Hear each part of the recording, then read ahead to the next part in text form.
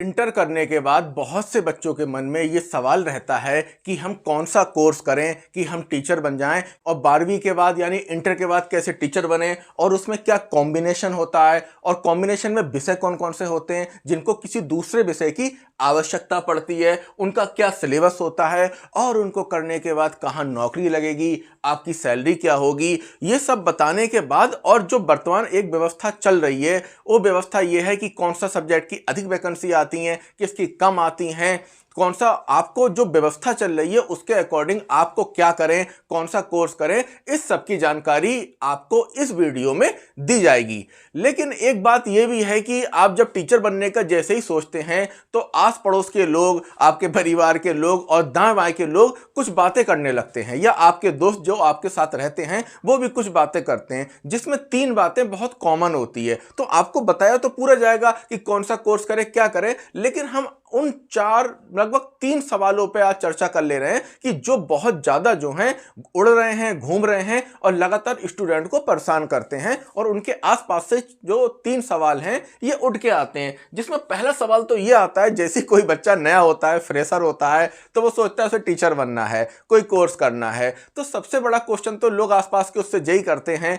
यही कहते हैं कि बेटा टीचर की जॉब बहुत मुश्किल है। जैसा कि तुमने देखा होगा लगातार एनसीईटी हो गई और जो भी परीक्षा के आयोग हैं या शिक्षक भर्ती के आयोग हैं वो लगातार चेंज पे चेंज कर रहे हैं। कभी कह रहे हैं कि 3 जो हैं सीटेट होंगे, कि 4 सीटेट होंगे, ये कोर्स करना पड़ेगा, ये लगातार परिवर्तन कर रहे हैं, इतने % का रूल कर दे रहे हैं। तो ये एक बहुत बड़ी समस्या है। तो सबसे ज़्यादा जैसी कोई स्टूडेंट इंटर के बाद उसकी जब इंटर हो जाता है तो बाद में उसको ये सवाल बहुत परेशान करता है कि टीचर्स की जॉब बहुत मुश्किल है।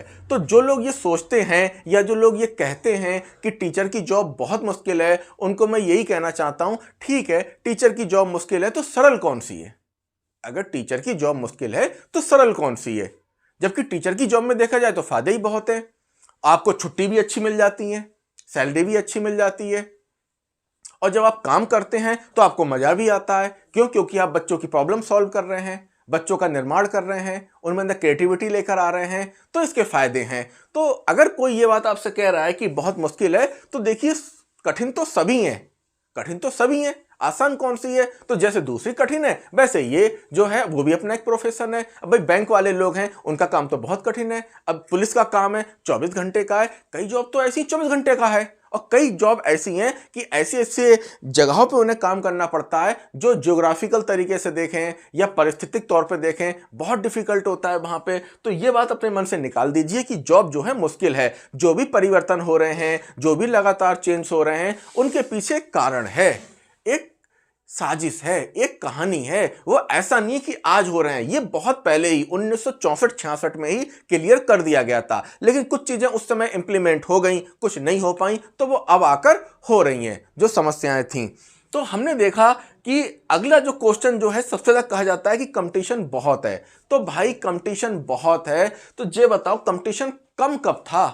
कंपटीशन तो जब आपके पिताजी या आपकी मम्मी तैयारी कर रही थी उस समय भी बहुत कंपटीशन था, या जिस समय अगर उससे भी पहले लोग हैं तब भी कंपटीशन बहुत था। कंपटीशन तो कभी कम था ही नहीं। ये तो हर बार लोग कहते हैं कि भाई कंपटीशन बहुत है, तो कंपटीशन कहीं नहीं है, कंपटीशन आपके दिमाग में है। जैसे आप मान के चलिए कि कोठारी आयोग है, उस कोठारी आयोग ने क्या कहा था, उसको ये बात पता थी। क्या पता था दौलत सिंह कोठारी को कि आने वाले समय पे ये प्रॉब्लम आएगी, लोग बहुत ज्यादा होंगे, लोग बहुत ज्यादा होंगे और वहां क्या होगा, हर तरीके के लोग होंगे। तो ऐसे टूल्स बनाए जाएंगे, ऐसी चीजें बनाई जाएंगी, ऐसे एग्जाम होंगे ताकि उस भीड़ को रोका जा सके, उस भीड़ को में जो छटाई है वो आराम से हो जाए। तो कंपटीशन का भी अपना एक महत्व होता है, ताकि जो अच्छे स्टूडेंट हैं वो एक तरफ हो जाते हैं और जो ना पढ़ने वाले स्टूडेंट हैं वो क्या हो जाते हैं, एक तरफ हो जाते हैं। और दूसरी बात, लोग तीसरी बात बहुत कहते हैं कि बहुत से लोग बीएड करे हुए, डीएलएड करे हुए घूम रहे हैं, लाखों लोग हैं, तो जॉब कैसे मिलेगी, उन्हें नहीं मिल रही है तो हमें कैसे मिलेगी। तो ये बात वही लोग कहते हैं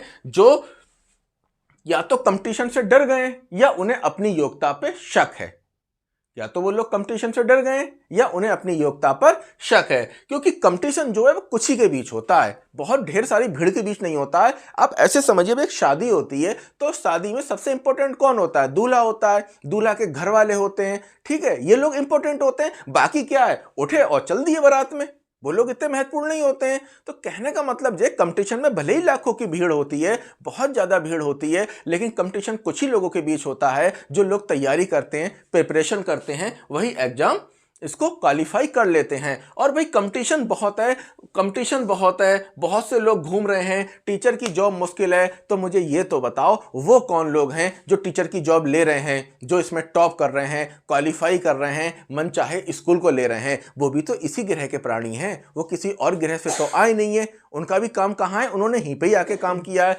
तो इस तरीके से आपके मन में या आपके आस पड़ोस से जो ये 3 क्वेश्चन घूम रहे हैं, ये ऐसे ही नहीं आ रहे हैं। इनके पीछे भी एक लॉजिक है, और वो लॉजिक क्या है, ऐसा क्यों आ रहा है? उसका कारण ये है कि जब आप लोग मोबाइल लेते हो या कार लेते हो या घर नया बनाते हो, तो क्या करते हो? जब मोबाइल लेते हो तो जो कोई मोबाइल का जानकार होता है उससे जानकारी ले लेते हो कि कौन सा मोबाइल अच्छा है, कौन सा बेकार है, वो आपको गाइड कर देता है। कई बार जब आप कार लेते हो तो किसी ऐसे व्यक्ति से बात करते हो जिसने बहुत ढेर सारी कारें चलाई हो, जो कारों के बारे में जानकार हो। और जब आप अपना घर बनाते हो तब भी क्या करते हो? बेस्ट इंजीनियर से अपना नक्शा बनवाते हो ताकि आपके घर का डिजाइन अच्छा बन जाए। लेकिन जब पढ़ाई की बात आती है तो आप किसी भी एक्सपर्ट आदमी से या विशेषज्ञ आदमी से बात नहीं करते, और जिसके कारण क्या समस्या खड़ी हो जाती है? ये तीनों समस्याएं आ जाती हैं कि टीचर की जॉब मुश्किल है, कंपटीशन बहुत है, बहुत से लोग घूम रहे हैं। होता क्या है फिर? वही वाली बात आ जाती है कि ये सारी जो साजिश है, ये जो सारा षड्यंत्र है, ये किसका है? ये कोठारी आयोग दौलत सिंह कोठारी का है। इन्होंने पूरा एक जाल बना रखा है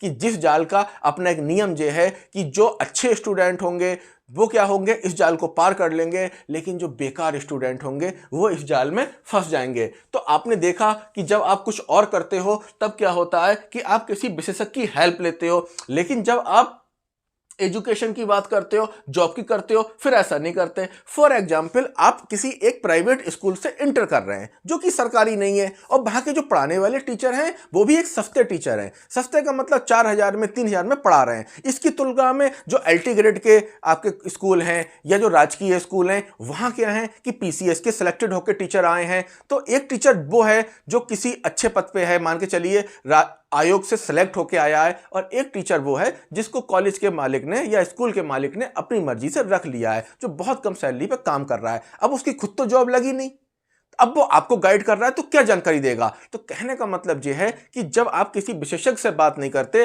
तो ये समस्याएं आपके सामने आती हैं। और इन दोनों जो क्वेश्चन हैं ये वाले कि जो डर लग जाता है, कंपटीशन बहुत है, समस्या बहुत है, इसके पीछे भी 2 कारण है। एक आपका आंतरिक कारण है, एक आपका वह कारण है। आंतरिक कारण क्या है? जैसा कि मैंने बताया था, पहले वीडियो में बताया था कि जो सीबीएसई बोर्ड के स्टूडेंट होते हैं या सीबीएसई बोर्ड के स्कूल होते हैं, जैसे केंद्रीय विद्यालय हो गए, नवोदय विद्यालय हो गए, वहां वैकेंसी होती है काउंसलर की।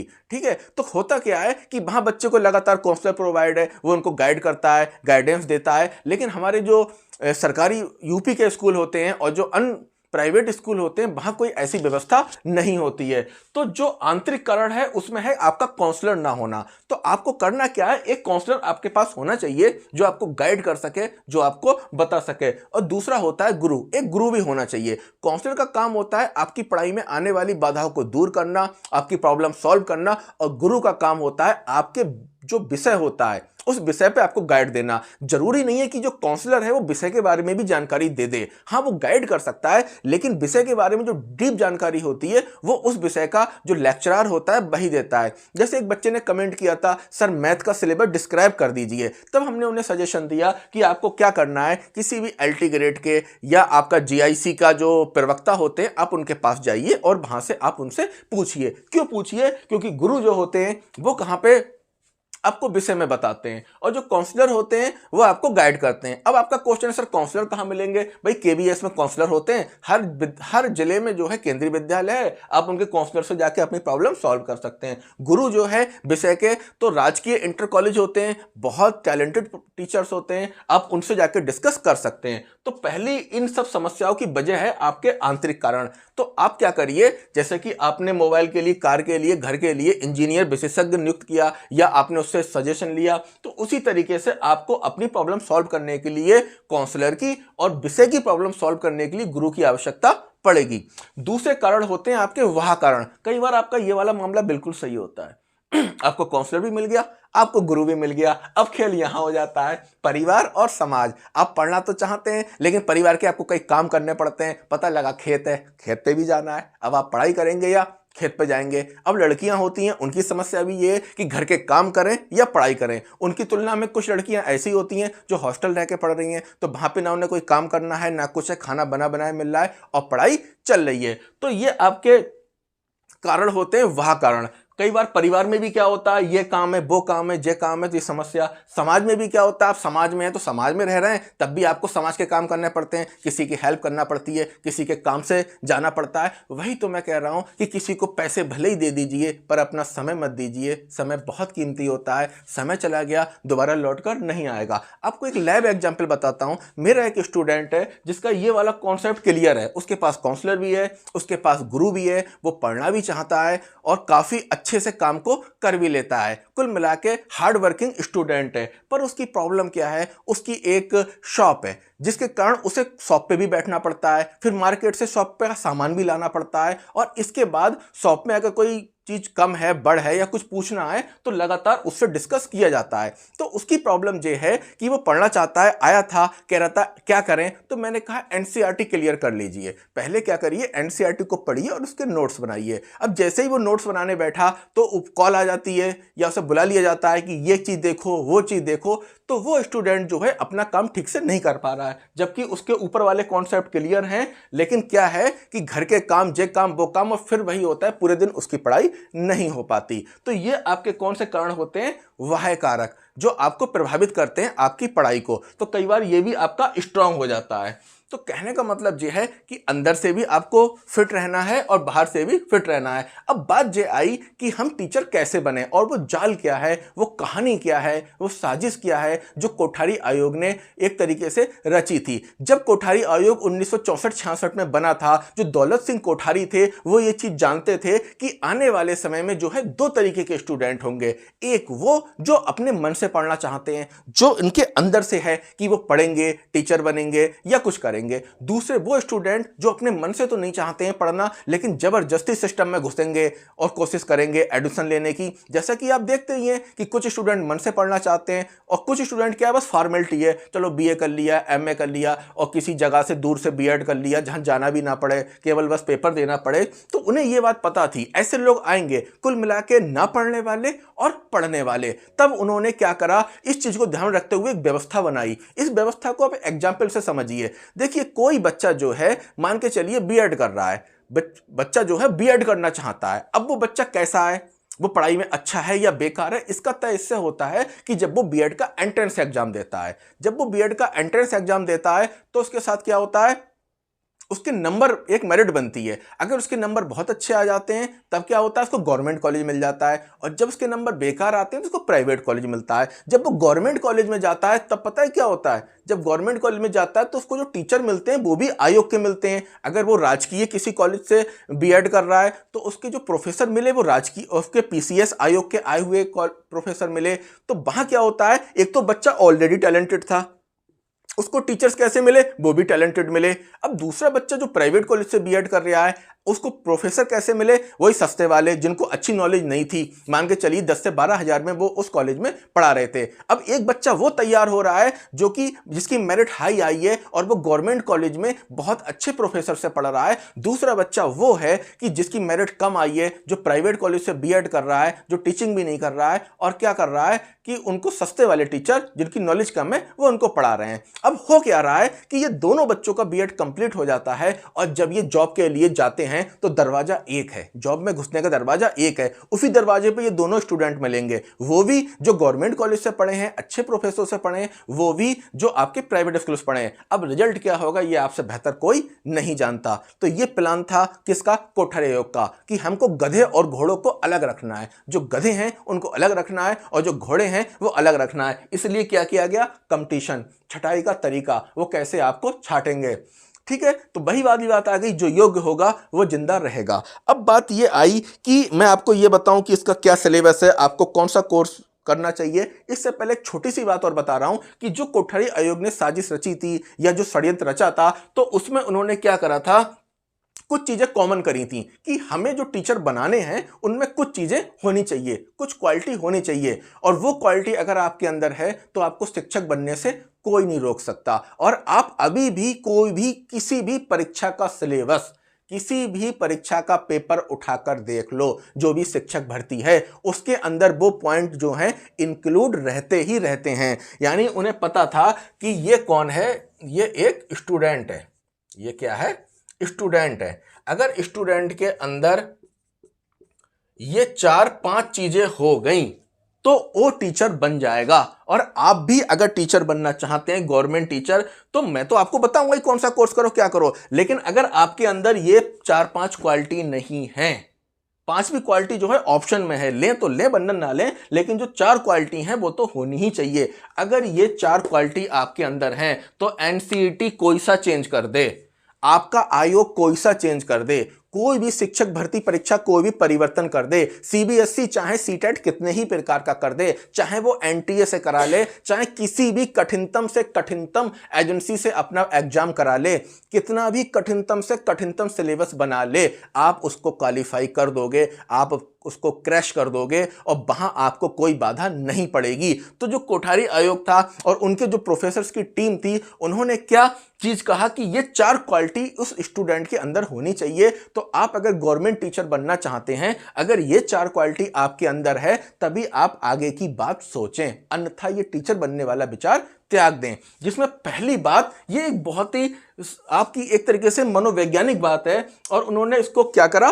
सेट किया। जिसमें पहली चीज क्या है यहां पे आपकी, कि अगर आप टीचर बनना चाहते हैं, जो भी, चाहे वो बीएड करे, बीटीसी करे, डीएलएड करे, बीएलएड करे, कुछ करे, पहली उसके अंदर क्वालिटी क्या होना चाहिए, विषय की समझ।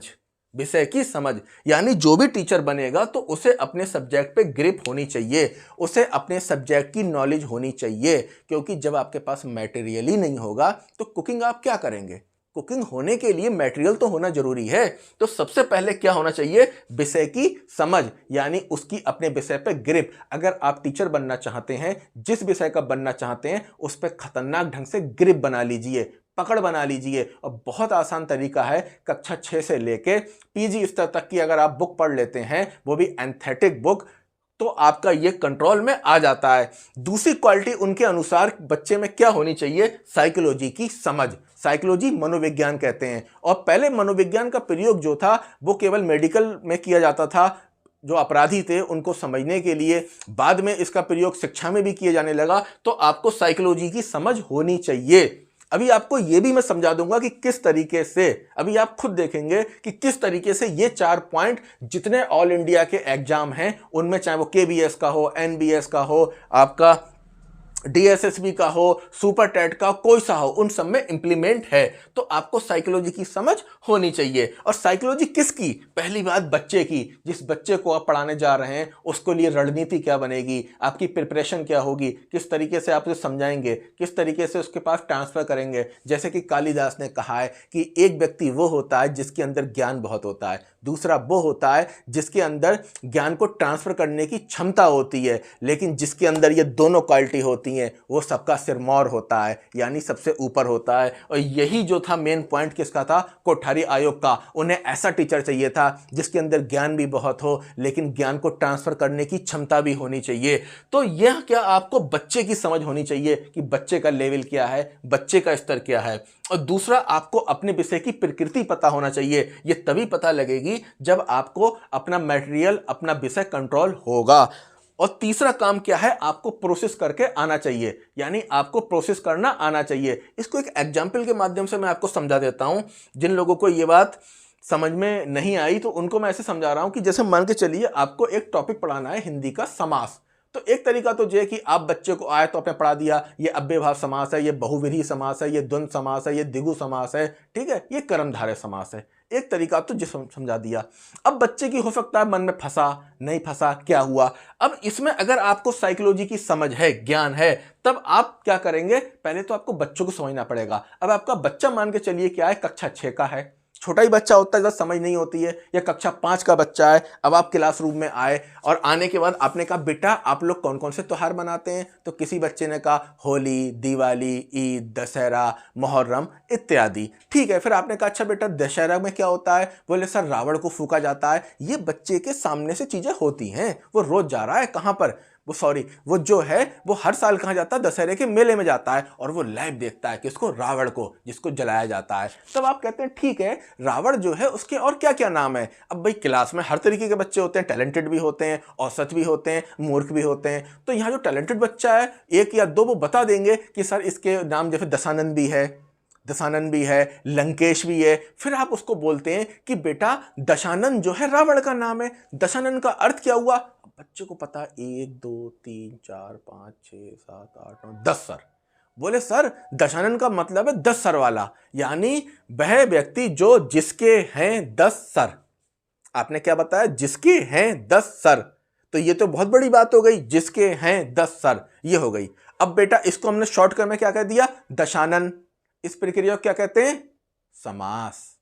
अब बच्चे को समझ में आ गया कि जो शब्द जो था, जो वाक्य फैला हुआ था, उसको शॉर्ट कर दिया, समास हो गया। अब जी आप कब कर पाए, आपने रावण को भी इंक्लूड कर दिया, आपने दशहरे को भी इंक्लूड कर दिया, आपने अपने फिंगर पे समझा भी दिया कि ये ऐसे समझ, जिसके हैं 10 सर, समझा दिया। तो ये आप तभी कर पाए जब बच्चे की साइकोलॉजी को समझते थे। अगर बच्चे की साइकोलॉजी को नहीं समझते थे तो डायरेक्ट आते, हाँ भाई दशानन में कौन सा समास है, डायरेक्ट आप शुरू कर देते।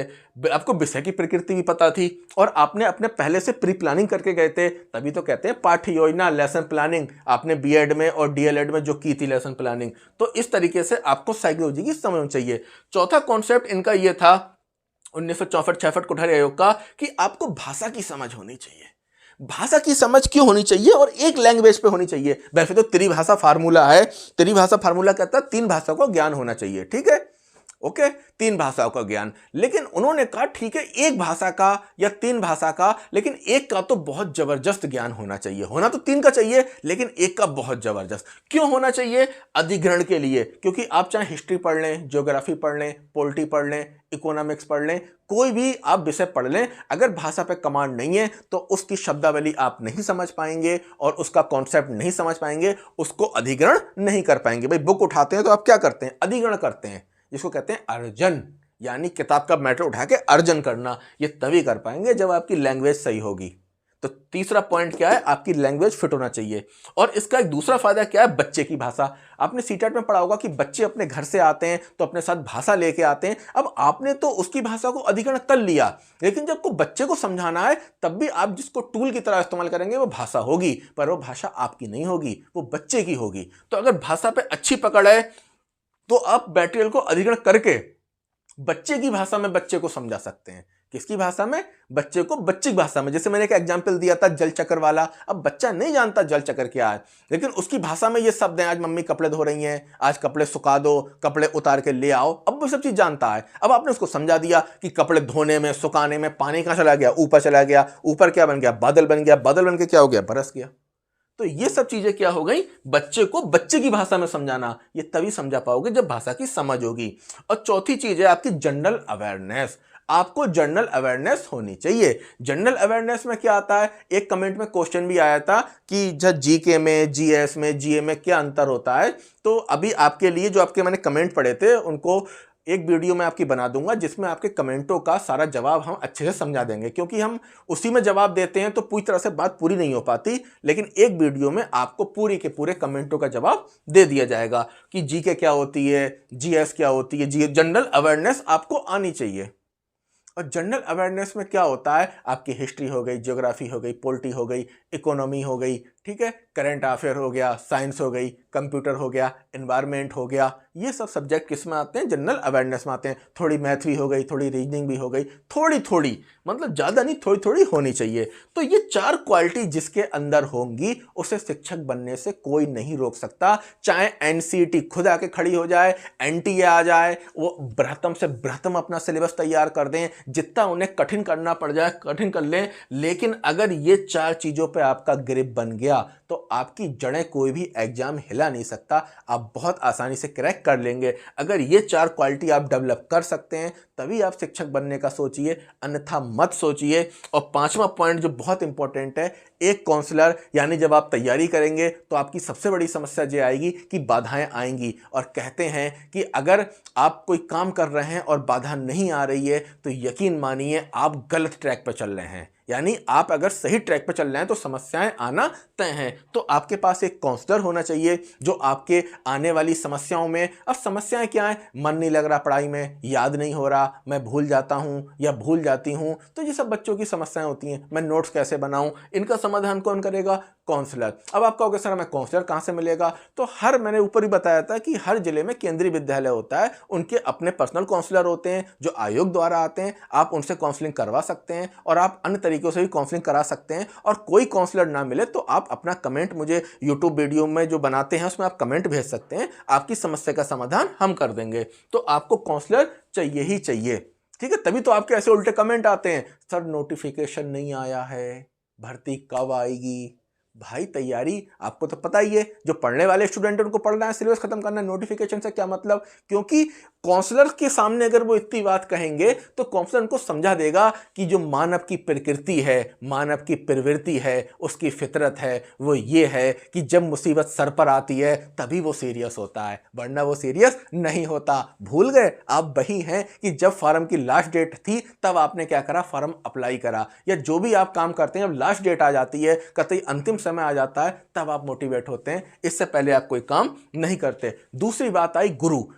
यहां दोनों में अंतर है। गुरु सब्जेक्ट के लिए चाहिए, क्योंकि आपको जो अपना विषय अच्छा करना पड़ेगा तो उसके लिए कोई गुरु होना चाहिए। वो चाहे तो राजकीय महाविद्यालय डिग्री कॉलेज का प्रोफेसर भी हो सकते हैं, वो आपके इंटर कॉलेज के प्रवक्ता भी हो सकते हैं, इतना तो लेवल पर आपको पकड़ना पड़ेगा, ठीक है। तो इनसे आप अपने विषय को डिस्कस कर सकते हैं, क्योंकि ये अपने विषय को बहुत गहराई से जानते हैं, वो उसको पढ़ा भी रहे हैं, वो पढ़ के भी आए हैं, वो आयोग से सेलेक्ट होके भी आए हैं। अब ऐसा नहीं कि किसी प्राइवेट स्कूल में आप चले गए और आपने वहाँ के टीचर से कुछ कंसल्ट कर लिया तो भाई उसकी तो ऑलरेडी जॉब नहीं लगी। अगर उसको इतनी नॉलेज होती उनको तो वो जॉब खुद ले लेते, पर वो खुद जॉब ले नहीं पाए। तो आपको ऐसे से कंसल्ट करना है जो कि आयोग के टीचर हों, तो यहां गुरु की हेल्प ले सकते हैं। और ऐसा नहीं है, काउंसलर की जरूरत हम लोगों को भी पड़ती है। अब ऐसा नहीं है कि हम भी साइकोलॉजिस्ट हैं, हम भी काउंसलर हैं, तो हमें काउंसलिंग की आवश्यकता पड़ती नहीं। भाई काउंसलिंग की आवश्यकता हमें भी पड़ती है, और हम भी अपने प्रोफेसर्स को कॉल करते हैं, उनसे काउंसलिंग करवाते हैं कि सर ये समस्या है, सॉल्व कर दीजिए।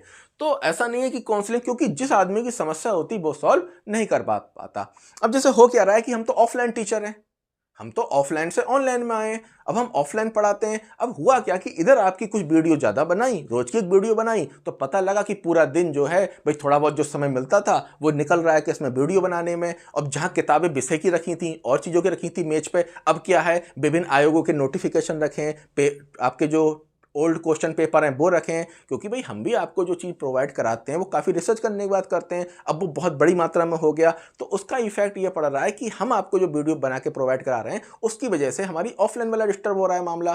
तो जब मैंने अपने काउंसलर से बात की तो उन्होंने कहा आप थोड़ा सा ऑफलाइन में पढ़ाना कम करिए या छोड़ दीजिए, आप ऑनलाइन में रिसर्च करिए जो आपको देखना है, काम करना है। तो कहने का मतलब ये है कि प्रॉब्लम सभी के आगे आती हैं और उसका काउंसलर समाधान करता है, आप स्वयं समाधान नहीं कर सकते, ठीक है। गुरु जो होते हैं बहुत जरूरी होते हैं। जैसे जब मैंने इंटर के बाद कहा कि यहीं से ही पढ़ाई करना है, पर कहा उन्होंने नहीं यहाँ से आप नहीं करेंगे, आप दूसरी जगह से पढ़ाई करेंगे। ऐसी बीएड में हुआ, बीएड मेरा बरेली कॉलेज से करने का मन था, पर जितने भी मेरे प्रोफेसर्स थे उन्होंने मना कर दिया कि आप बरेली कॉलेज से नहीं करेंगे, ये एडिट स्कूल है, आप जो है राजकीय से करिए जहाँ पे पीसीएस के ही प्रोफेसर आते हैं सेलेक्ट होके। तो गुरु का और काउंसलर का बहुत बड़ा महत्व है दैनिक जीवन में। स्वामी विवेकानंद जैसे लोग भी, उनको गुरु की आवश्यकता पड़ी और भारत को विश्व गुरु बनाया। क्या घटना थी, वो यही थी कि उन्होंने कहा कि कोई ऐसा व्यक्ति मुझे बता दे कि जिसने भगवान को देखा हो या जिसने ईश्वर का साक्षात्कार किया हो। तो उन्होंने बहुत खोजा, नहीं मिला। अंत में लोगों ने बताया कि एक व्यक्ति रहते हैं जो आपको ईश्वर का साक्षात दर्शन करा सकते हैं। तो जब वो उनके दरवाजे पर पहुंचे तो अंदर से आवाज आई, गुरु ने कहा कौन आया है, तो विवेकानंद ने कहा यही जानने तो मैं आया हूं कि मैं कौन हूं। तब रामकृष्ण परमहंस ने कहा आप बिल्कुल सही जगह आए हो। तो इस प्रकार से गुरु का बड़ा महत्व होता है। तो यहां तक आपकी बात हो गई क्या कि आपके अंदर ये क्वालिटी हो तब आप जाके शिक्षक बनने की सोचें। अब जो है दूसरी बात आई कि आपने इंटर जो किया होगा वो किस स्ट्रीम से किया है। हो सकता है आर्ट स्ट्रीम से किया हो सकता है साइंस से किया हो सकता है कॉमर्स से किया हो। तो ये तीनों टीचर अलग होते हैं। आर्ट्स के शिक्षक अलग होते हैं, आर्ट्स के विषय अलग होते हैं। साइंस के टीचर अलग होते हैं चूंकि साइंस के विषय अलग होते हैं। कॉमर्स के टीचर अलग होते हैं, कॉमर्स के विषय अलग होते हैं। तो हम यहाँ पे 3 टीचरों की बात करेंगे, आर्ट के, साइंस के और कॉमर्स के। और यहाँ ये तो 3 विषय शिक्षक हो गए और इसके बाद भी 4 ग्रुप के टीचर होते हैं। 4 ग्रुप के टीचर होते हैं। पहला प्राइमरी ग्रुप कक्षा 1 से 5 तक। दूसरा ग्रुप कौन सा होता है, कक्षा 6 से 8 तक, जिसे जूनियर भी कहते हैं और कहीं कहीं टीजीटी भी कहते हैं। और तीसरा ग्रुप जो हो गया वो आपका क्या हो गया, 9 से 10 तक, 9 से 10 तक। और चौथा ग्रुप जो हो गया आपका वो हो गया आपका 11 से 12 तक, जिसको पीजीटी कहते हैं। अगर आप 5वां भी ग्रुप का हो तो उसको कहते हैं प्रोफेसर, जो आपके यूजी पीजी के बाद में होता है, जहां पे जिसको महाविद्यालय कहते हैं। ठीक है, अगर आप प्रोफेसर बनना चाहते हैं तो उसका अलग ग्रुप है। तो हम पहले ग्रुप की बात करेंगे, पहले विषय की बात करेंगे। पहला विषय है आर्ट। पहला विषय क्या है कि आर्ट सब्जेक्ट के टीचर कैसे बने, वो कौन सा कोर्स करें और कौन से उसका सिलेबस है। तो आर्ट, जो आपको आर्ट के किसी भी विषय का टीचर बनना है तो आपको बहुत ज़्यादा सावधान रहना पड़ेगा, क्योंकि यहाँ पे बहुत बड़ा लोचा है, कॉम्बिनेशन का भी है और इसके बाद में अच्छे सब्जेक्ट का भी है। आपने देखा होगा कि सब्जेक्ट का भी बड़ा अपने आप में महत्व होता है। कुछ सब्जेक्ट की वैकेंसी ज़्यादा होती है, कुछ की कम होती हैं। तो अगर आप आर्ट के टीचर बनना चाहते हैं तो आप 2 तरीके के कोर्स कर सकते हैं, एक 12वीं के बाद और एक बीए के बाद, क्योंकि आर्ट, जब आप आर्ट के हैं तो आप बीए करेंगे। अब अगर 12वीं के बाद आपको करना है टीचिंग का कोई भी कोर्स, तो एक कोर्स है इंटीग्रेटेड कोर्स। काफ़ी ऐसे इंटीग्रेटेड कोर्स हैं कि जो आप कर सकते हो किसके, 12वीं के बाद। कौन सा, ये ज्वाइंट कोर्स होता है। जैसे किसी बच्चे ने क्या करा, 12वीं के बाद बीए कर लिया 3 साल का, 2 साल का उसने बीएड कर लिया या उसने डीएलएड कर लिया, तो 5 साल में हो रहा था। इंटीग्रेटेड कोर्स का फायदा ये रहता है कि 5 साल का नहीं 4 साल का होता है, आपका 1 साल बच जाता है। और वहाँ एक ये भी होता है इंटीग्रेटेड कोर्स का फायदा कि आपने बीए करा तो आप भटक गए, कभी इधर कभी उधर कभी उधर, कॉम्बिनेशन बिगाड़ बैठे अपना, ये हुआ वो हुआ। और जैसे ही आपने बीएड करा तो वहाँ भी आपने थोड़ा सा समय बर्बाद कर दिया, और जब भर्ती का समय आया तो तैयारी ना तो विषय की है, ना भाषा की है, ना साइकोलॉजी की है, किसी की है ही नहीं, कहानी गड़बड़। इंटीग्रेटेड कोर्स का फायदा ये होता है आप एक ही ट्रैक पर रहते हो। तो इस समय भी एक नया कोर्स है ITEP। ठीक है, तो आप इंटीग्रेटेड कोर्स में ITEP कर सकते हैं।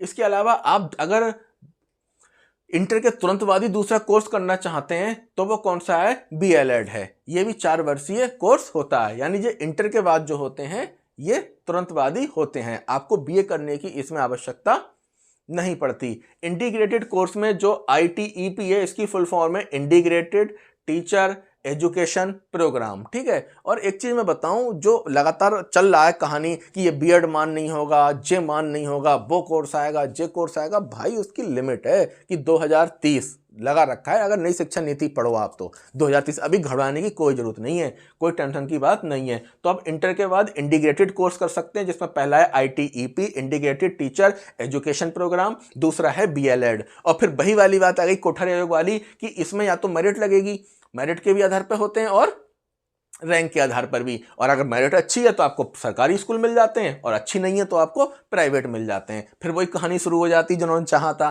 कि अच्छे वालों को अच्छे टीचर पढ़ाएंगे, ताकतवर को और ताकतवर बनाना। ताकतवर जो होगा उसको और ताकतवर बनाया जाएगा, जो कमजोर होगा उसको और कमजोर करा जाएगा। अब बात देखो हर जगह होता है। ये भी हो सकता है कि कोई बच्चा जो है वो उसके अच्छे नंबर नहीं आए, वो किसी प्राइवेट में चला गया, उसे भले टीचर अच्छे नहीं मिले, उसने खूब अच्छी मेहनत करी, अच्छे रिसोर्स इस्तेमाल किए, अच्छे नंबर निकाले, वो भी टीचर बन गया। तो अब बात हर जगह होता है। ऐसा नहीं कि हमने कह दिया तो नहीं प्राइवेट वाले सभी बेकार हैं, जो प्राइवेट वाले भी लेते हैं। कई बार ऐसा होता है बच्चा तैयारी कर रहा है दबा के SSC CGL की तैयारी, इसकी लेवल की है, उसने झटके से बीएड कर लिया। झटके का मतलब किसी दूसरे दूर के जिले से जहां उसे जाना ना पड़े, ना कुछ करना पड़े, बस पेपर देना पड़े, कर लिया। इधर उसका बीएड हुआ, तैयारी है SSC CGL की, उसने शिक्षक भर्ती उड़ा दी। तो यह अपवाद भी होते हैं। ठीक है, अब इसके बाद आपका कोर्स आया जो BLED जो होता है, ये भी क्या होता है, इंटर के बाद होता है 4 साल का। अब आया कि आप बीए के बाद कोई कोर्स करना चाहते हैं, तो बीए के बाद जो आपका कोर्स है वो कौन सा है, DLED। कौन सा है, DLED। ध्यान रखिए, अगर आप कक्षा 1 से 5 तक के टीचर बनना चाहते हैं, तो प्राइमरी शिक्षक कहते हैं, तो बीए के बाद कौन सा कोर्स होता है, DLED। इसको BTC भी कहते हैं। इसमें भी वही सिस्टम है कि आपकी मेरिट लगती है। अगर आपकी रैंक अच्छी है तो आपको डाइट मिलेगी। अभी जो फार्म आपने भरे थे ना, डाइट प्रवक्ता आयोग कौन सा था, पीसीएस। अगर आपकी मेरिट बहुत अच्छी है तो आपको डाइट मिलेगा और फिर वहीं प्रोफेसर कौन से आएंगे, पीसीएस वाले आएंगे, ताकतवर को और ताकतवर बनाया जाएगा। लेकिन अगर आप किसी प्राइवेट स्कूल से करेंगे, यानी आपकी जब मेरिट कम होगी तो आप क्या करेंगे, प्राइवेट स्कूल से करेंगे, फिर वहीं आपके साथ खेल शुरू हो जाएगा और बाद में क्या होगा, दरवाजा एक ही है जॉब के लिए। तो इंटर, अब बीए के बाद आप क्या कर सकते हो, बीएलएड कर सकते हो, ओ सॉरी हाँ बीएलएड, इसको डीएलएड, यहां पे जो है डी आएगा। आप इंटर के बाद क्या कर सकते हो, डीएलएड कर सकते हो, जिसका नाम क्या है, बीटीसी नाम है, ठीक है। तो ये आपके दो कोर्स हो गए, एक इंटर के बाद, एक बीए के बाद। अब क्या हुआ कि आपने ये दोनों कोर्स कर लिए, अब आपको दूसरी बात ये सोचना है कि आपको जॉब कहां करना है। जॉब होती है 3 जगह पे, एक आपकी राज्य में यानी उत्तर प्रदेश में, आप उत्तर प्रदेश के निवासी हैं तो उत्तर प्रदेश में। दूसरी, आप अगर जॉब केंद्र की करना चाहते हैं, सेंट्रल गवर्नमेंट की, टीचर तो 3 जगहों पे बनते हैं। एक यूपी गवर्नमेंट में, आप यूपी गवर्नमेंट में टीचर बनना चाहते हैं अपने कहीं घर के पास में। दूसरा, आप सेंट्रल गवर्नमेंट में टीचर बनना चाहते हैं, आपको घूमने का बहुत शौक है और आप नई नई जगहों पर रहना चाहते हैं, तो आप सेंट्रल गवर्नमेंट चॉइस करते हैं कि केंद्र सरकार की वैकेंसी। इसके अलावा अन्य राज्यों में, अब भाई हैं तो आप यूपी के, आप हरियाणा की शिक्षक भर्ती देखना चाहते हैं, पंजाब की देखना चाहते हैं, इस समय चंडीगढ़ की आई हुई चल रही है। तो कहने का मतलब ये है कि आपने दोनों कोर्स करने के बाद या इनमें से कोई एक कोर्स करने के बाद आपको अगर यूपी में टीचर बनना है तो आपको यूपी टेट क्वालिफाई करना ही करना पड़ेगा।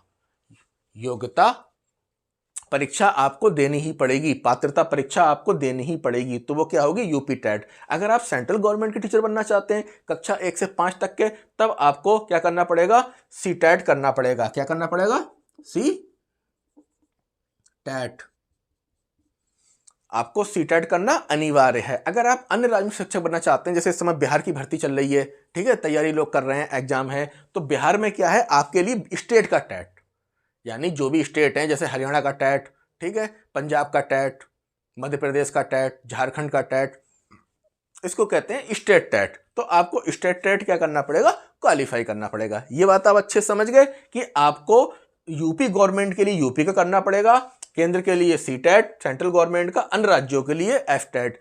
पहले क्या व्यवस्था थी कि अगर आप सी टेट करे हुए हैं फिर कोई टेंशन ही नहीं, आप यूपी में भी अप्लाई कर दो, अदर स्टेट में भी कर दो, सब कर दो, मतलब अगर आपने सी टेट कर लिया आप ऑल इंडिया अप्लाई कर सकते हैं शिक्षक भर्ती में। तो समस्या ये आई कि अब राज्यों ने थोड़ा भीड़ रोकने के लिए क्या कर दिया, अपना भी एफ टेट लगा दिया, यानी वो अपने स्टेट का भी टेट लेने लगे। तो भले ही आप सी टेट हैं लेकिन आपको अदर राज्य में जॉब करनी है तो आपको अपना जो है एफ टेट वहां का क्वालिफाई करना पड़ेगा, आपका स्टेट टेट करना पड़ेगा। लेकिन यूपी में भी सुकून है, यूपी में अगर आपका टेट नहीं हुआ है, सी टेट है, तो आपका मान्य है, आप शिक्षक भर्ती फॉर्म कर सकते हैं। अब बात आई ये इसका सिलेबस क्या है, और दूसरी बात ये भी कि जो आप कोर्स करेंगे इनका सिलेबस क्या होगा। तो इन कोर्सों का सिलेबस क्या होगा, मैंने बताया था कि विषय की समझ, इसमें कहीं ना कहीं आपका टीचिंग का विषय रहेगा, चाहे आप डीएलएड कर लें, चाहे बीएलएड कर लें, चाहे इंटीग्रेटेड कोर्स कर लें। आ गया, देखो विषय आपका रहना ही रहना है गुरु, बचेगा नहीं कहीं से लेकर कहीं तक। दूसरी चीज इसके सिलेबस में, अभी हम इसकी बात करें, क्या आएगी, आपकी लैंग्वेज आएगी, आनी ही आनी है। साइकोलॉजी जनरली आनी है, चाहे आप बीएड कर लो, चाहे डीएलएड कर लो, चाहे बीएलएड कर लो, साइकोलॉजी आपको पढ़ना ही पढ़ना है, लैंग्वेज आपको पढ़ना ही पढ़ना है, ठीक है। इस तरीके से ये आपको पढ़ना ही पढ़ना है। अब थोड़ी बहुत मात्रा में वो योगा जोड़ देते हैं, पर्यावरण जोड़ देते हैं, ठीक है। तो अगर पर्यावरण को जोड़ दिया तो किस में आ गया, जनरल अवेयरनेस में आ गया। और इसके बाद आप यूपी टेट करें या सी टेट करें या आप एस टेट करें, स्टेट का टेट करें, तो वहां भी सिलेबस में क्या आता है, जैसे यूपी टेट का सिलेबस है आप जानते ही हैं, पहले क्या आता है सीडीपी, तो ये क्या है, विषय की समझ। मैंने कहा था ना कि अगर ये 4 चीजें आपने कंट्रोल कर ली, इन 4 चीजों को आप समझ गए, हो सकता है कुछ लोगों को मेरी बात समझ में ना आए, तो जिनको समझ में नहीं आएगी तो वो तो ये कहेंगे पता नहीं है क्या बकवास है, ये क्या आफत है हमें तो, क्योंकि भाई आप सोच के देखो कि जो सही बातें हैं वो इतनी आसानी समझ में नहीं आती। क्यों नहीं आती, क्योंकि आपको आसान चीज चाहिए, तभी तो आप कहते हो कि हाय साइकोलॉजी पता नहीं कैसे आ गई, हमारे क्वेश्चन ही नहीं बने, अरे ये मैथ कहाँ से आ गई, ये सब्जेक्ट कैसे। अब आपने देखा कि EMRS एकलव्य आदर्श विद्यालय हैं, तो इसका सिलेबस क्या है, साइकोलॉजी आ रही है, आ रही है, आपका सब्जेक्ट आ रहा है 65 नंबर का आ रहा है, लैंग्वेज तो न क्वालिफाइंग कर दिया, अगर लैंग्वेज नहीं निकाली तो मारे जाओगे। जैसे भी एक स्टूडेंट का मैंने कमेंट देखा था अपने यूट्यूब में ही, तो उसमें वो ये कह रहा था कि सर 1 नंबर के कारण जो है वो मेरा रह गया, मतलब उसके नंबर बहुत अच्छे रहे लेकिन चूंकि बात क्या थी कि अगर आप लैंग्वेज क्वालिफाई नहीं करते हो तो आपकी कॉपी चेक नहीं होगी। तो ये उस बच्चे ने बहुत मेहनत करी और कितनी पीड़ा की बात है, दर्द की बात है कि उसकी कॉपी ही चेक नहीं हुई क्योंकि लैंग्वेज को वो क्वालिफाइंग नहीं कर पाया। ये केवल उस स्टूडेंट की पीड़ा नहीं है, ये बहुत से स्टूडेंट की पीड़ा है जिनका अपना बहुत अच्छा सब्जेक्ट था लेकिन वो नहीं कर पाए। मेरा भी एक स्टूडेंट था, उसके साथ भी ये घटना घटी तो मैंने इस चीज़ को बहुत करीब से देखा। क्योंकि उसमें ईगो बहुत था, वो बातें कुछ कम मानता था। तभी तो मैं कह रहा हूं पांचवा पॉइंट, यहां काउंसलर की और गुरु की आवश्यकता है। अगर सही काउंसलर मिल जाए, गुरु मिल जाए तो ये बात समझा दे। आपको नोटिस होगा पिछली वीडियो जो मैंने बनाई थी उसमें साफ मैंने यही बात बताई थी कि देखो जब EMRS की तैयारी होगी तो EMRS की तैयारी में सबसे पहले जो टाइम टेबल में विषय लगाया था वो लैंग्वेज लगाई थी। इसी मारे लैंग्वेज को लगाया था कि लैंग्वेज में किसी कारण से गलती नहीं होना चाहिए। तो उस स्टूडेंट के साथ में क्या हुआ ये कि मैंने इसको पहले समझाया था कि तुम नेगेटिव मार्किंग है उसको मानना पर लैंग्वेज में मत मानना। क्यों मत मानना? इसलिए मत मानना लैंग्वेज में कि भाई तुम्हारा 10-10 नंबर का क्वेश्चन आ रहा है हिंदी, इंग्लिश, अदर लैंग्वेज में, लेकिन हो क्या रहा है वहां पे कि 4 नंबर लाना अनिवार्य है। अगर आप नेगेटिव मार्किंग को ध्यान में रख के उसको हल करोगे तो हो सकता है आप 10 में से 6 ही कर दो और 6 में से पता लगा आपके 3 गलत हो गए तो 3 नंबर आप डिस्क्वालीफाई हो जाओगे। लेकिन अगर आप तुक्के लगाओ, कुछ लगाओ, 10 में 10 लगाओगे तो एक नियम है कंपटीशन का कि 4 नंबर आपके आ ही जाएंगे।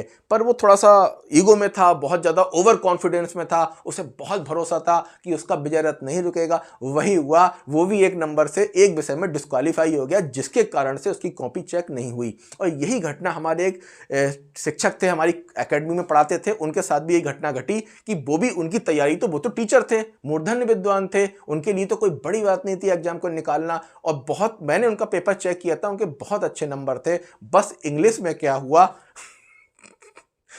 2 नंबर कम रह गए और 2 नंबर कम होने की वजह से उनकी कॉपी ही चेक नहीं हुई। तो ये प्रॉब्लम क्यों आती है? ये प्रॉब्लम आती है अगर आप काउंसलर नहीं रखते हैं और आप गुरु को नहीं रखते हैं तो ये प्रॉब्लम आती है। तो जो आपका CTET का सिलेबस हो या UP टेट का सिलेबस हो या अन्य राज्यों के टेट का सिलेबस हो, उसमें क्या होता है? पहली चीज क्या आती है आप जानते ही हैं, साइकोलॉजी 30 नंबर की आती है। तो वो कहां से? साइकोलॉजी की समझ। यानी आपने अगर ये अच्छे समझ लिया तो कोई भी, चाहे वो पात्रता परीक्षा हो, चाहे मुख्य परीक्षा हो, चाहे रिटन परीक्षा हो, आप गच्चा नहीं खाओगे। तो इसमें क्या आता है? CTET आता है 30 नंबर का, आ गया साइकोलॉजी से। इसको कहते हैं शॉर्ट में CDP।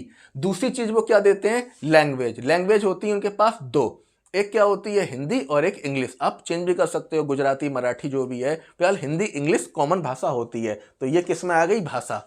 अगली बात वो क्या पूछते हैं? आपकी मैथ। तो मैथ आ गई जनरल अवेयरनेस में, ठीक है, अलग से उन्होंने पोर्शन लगाया है। इसके अलावा और क्या पूछते हैं? EBS, आपका प्योर साइंस। अब कहोगे सर आपने तो मैथ के लिए बताया नहीं, ठीक है अब मैथ छोड़ दो, 30 नंबर छूट रहे हैं, तब भी तो आपके 120 हो रहे हैं, क्वालिफाई तो 90 पे।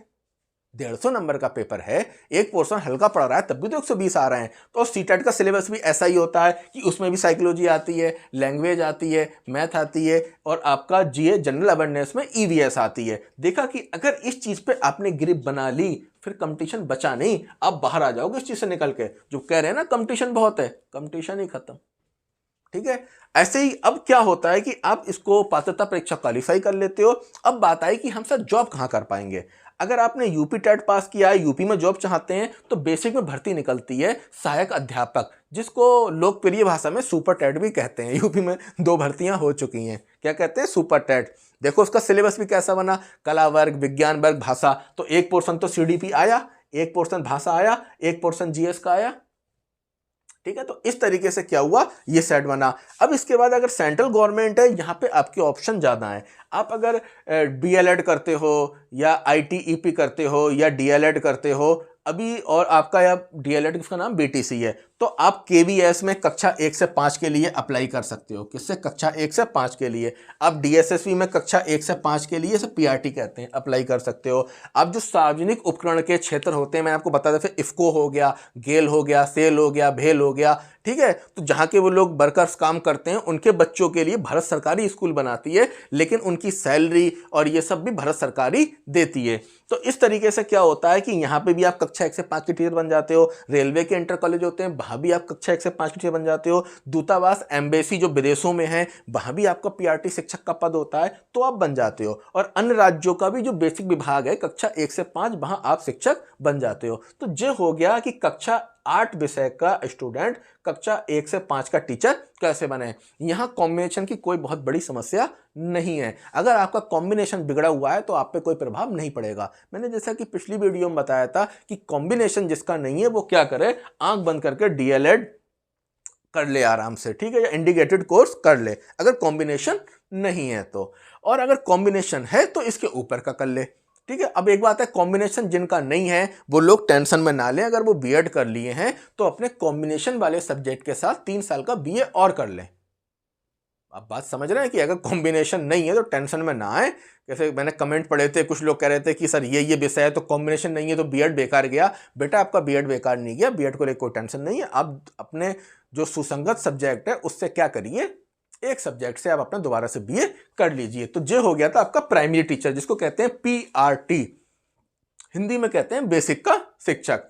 अब बात आई अगला ग्रुप, जो दूसरा ग्रुप है वो कौन सा है, कक्षा 6 से 8 का ग्रुप, जिसे कहते हैं जूनियर, या इसे टीजीटी भी कहते हैं।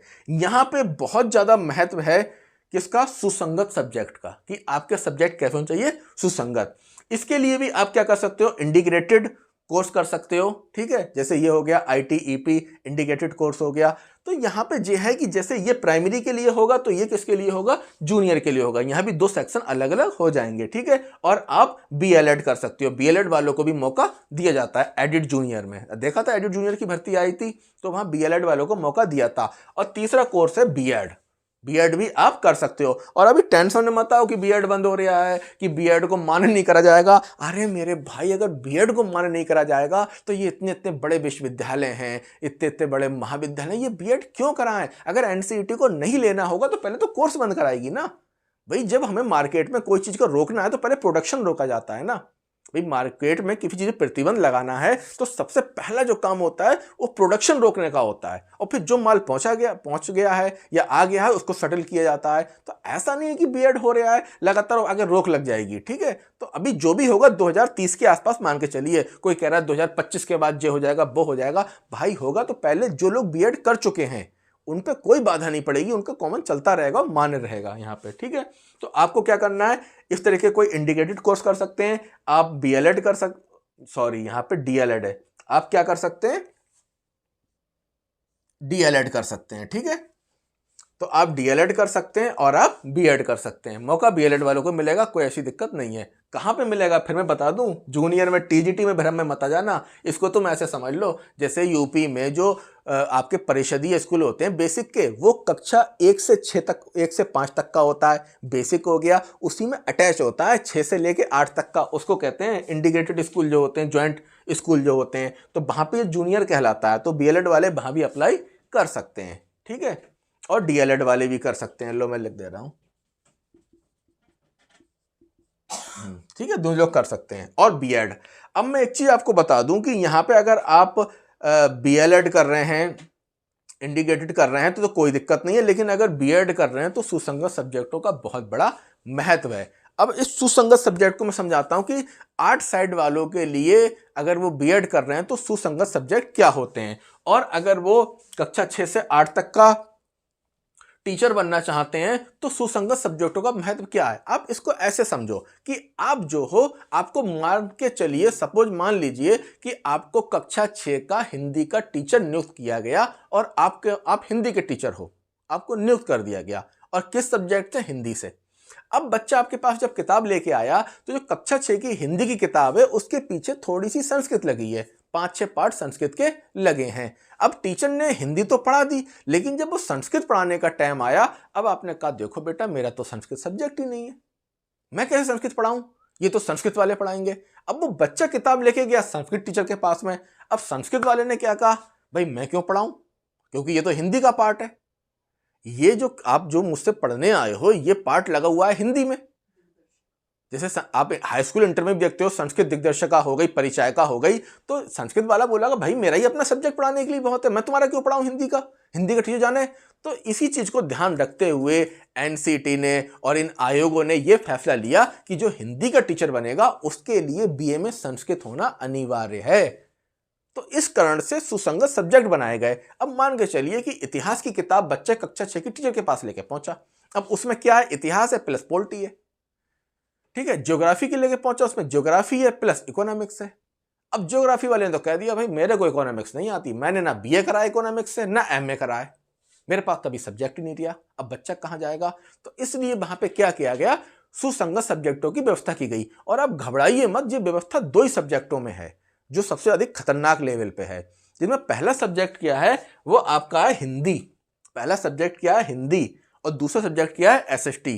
कहानी तो मैंने आपको बताई दी कि ऐसा क्या कारण है कि इसमें सुसंगत सब्जेक्ट की जरूरत पड़ गई। अब ऐसा जैसे इंग्लिश है तो इंग्लिश में तो नहीं लगी है संस्कृत पीछे, ताकि आप अगर इंग्लिश के टीचर बने तो आपको संस्कृत पढ़ना पड़ जाए।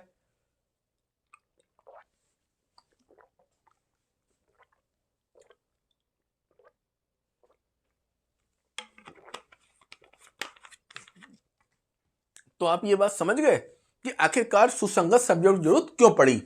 अब तुम्हें एक हंसी वाली बात और बताऊं, जो कि अपने आप में एक अलग बात है, कि जितने भी टीचर्स हैं जब वैकेंसी आती है कक्षा 6 से 8 जूनियर ग्रुप या टीजीटी ग्रुप में, उसमें सर्वाधिक वैकेंसी जो आती हैं वो आपकी 3 विषयों की आती हैं। पहला हिंदी, ठीक है, जैसे इंटर कॉलेज भी कक्षा 6 से शुरू होते हैं, कोई सब्जेक्ट हो ना हो हिंदी होगी, तो सबसे ज्यादा वैकेंसी किसकी आती है, हिंदी की। बच्चे भी सबसे ज्यादा सब्जेक्ट क्या लेते हैं, हिंदी। पर गच्चा कहाँ खा जाते हैं, जब वो हिंदी के साथ संस्कृत को नहीं लेते हैं, तभी उन्हें समस्या आकर खड़ी हो जाती है। ओके, तो दूसरी सबसे ज्यादा भर्ती किस में आती है, इंग्लिश में, क्योंकि इंग्लिश हर स्कूल में होती है।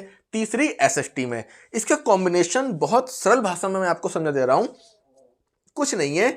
अगर आप बीए में हिंदी ले रहे हैं, 4 सब्जेक्ट होते हैं बीए में, ठीक है, आप हिंदी ले रहे हैं, अब 3 भी हो गए सेमेस्टर के हिसाब से, तो आपके फाइनल में संस्कृत होनी अनिवार्य है। यानी जब आपका बीए फाइनल होगा तो वहां पे हिंदी के साथ संस्कृत होना अनिवार्य है। ये इसका कॉम्बिनेशन है। यानी अभी आपने इंटर किया है और इंटर करने के बाद आप बीए करना चाह रहे हैं और टीचर बनना चाह रहे हैं इस ग्रुप का, ठीक है, तो आपके पास अगर आप हिंदी कोई भी ले रहे हैं तो उसके में क्या, संस्कृत होना अनिवार्य है। और हिंदी का मतलब यहां हिंदी साहित्य से है, क्या, हिंदी साहित्य और संस्कृत। ऐसा मत करना जनरल हिंदी ले लो, जनरल हिंदी तो खत्म हो जाएगी सेकंड ईयर में ही। तो आपके पास अगर आप हिंदी सब्जेक्ट का कॉम्बिनेशन बनाना चाहते हैं तो हिंदी के साथ संस्कृत होना अनिवार्य है। आप चाहे टीजीटी हो पीजीटी हो कहीं भी अप्लाई कर सकते हैं, यही नियम पीजीटी में है। कॉम्बिनेशन समझ गए आप, हिंदी के साथ क्या होना अनिवार्य है, आपका संस्कृत होना अनिवार्य है। पर संस्कृत के साथ ये नियम नहीं है। अगर आप बीए में संस्कृत ले रहे हो तो उसको हिंदी की आवश्यकता नहीं है, आपका कॉम्बिनेशन मान्य होगा। ठीक है, मैंने एक वीडियो बनाई है एल्टी ग्रेड कॉम्बिनेशन, वो कॉम्बिनेशन ये कॉम्बिनेशन सेम है। आपको अगर ज्यादा डिटेल समझना है तो आप एल्टी ग्रेड कॉम्बिनेशन वाली वीडियो में जाके समझ सकते हैं कि अगर आपने हिंदी लिया है, मैं फिर बता रहा हूं, अगर हिंदी ली है तो हिंदी के साथ संस्कृत लेना अनिवार्य है अगर आप हिंदी का टीचर बनना चाहते हैं, ध्यान रखिए। लेकिन अगर आप संस्कृत के टीचर बनना चाहते हैं तब हिंदी अनिवार्य नहीं है। लेकिन बेनिफिट क्या मिलेगा, जब टीजीटी की भर्ती आएगी या जूनियर की आएगी तो एक फॉर्म पड़ेगा आपका हिंदी से और एक फॉर्म पड़ेगा आपका संस्कृत से, दो फॉर्म अप्लाई होंगे, 2 वैकेंसी। दूसरा सबसे खतरनाक सब्जेक्ट है एसएसटी। एसएसटी के अंदर जो है इसके 4 आधार स्तंभ हैं।